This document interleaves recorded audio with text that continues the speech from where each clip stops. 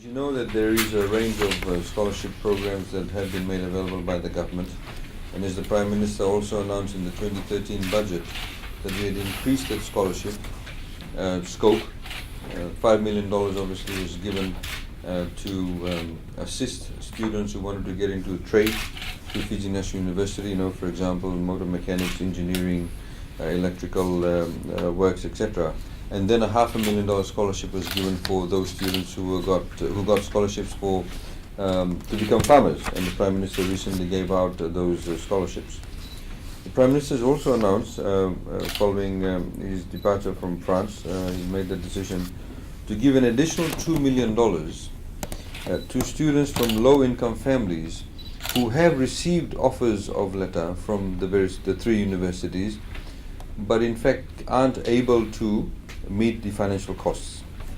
There are some people, for example, who may have applied for the Itauke scholarship or PSC scholarship, etc., but have missed out because they cannot.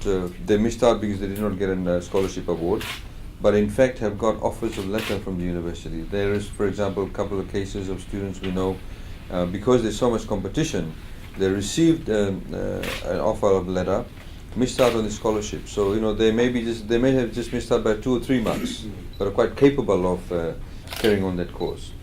We have already spoken to the vice chancellors of the three universities, and they will provide a list of those students by tomorrow morning to the permanent secretary for PSC, who will be managing this particular scholarship. This scholarship will be by way of a loan. And the loan will be paid by the students once they graduate and earn a reasonable income level. So this is very similar to countries like Australia and UK. In Australia, it's called the HECS program, Higher Education Assistance.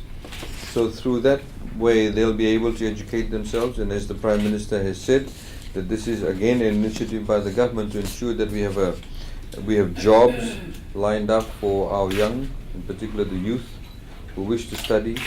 It will also create a much smarter society where people will have qualifications, academic qualifications. On the other hand, we have also given large scholarships for those people who want to get into trade. So it's complementing both sides of the workforce, if you like.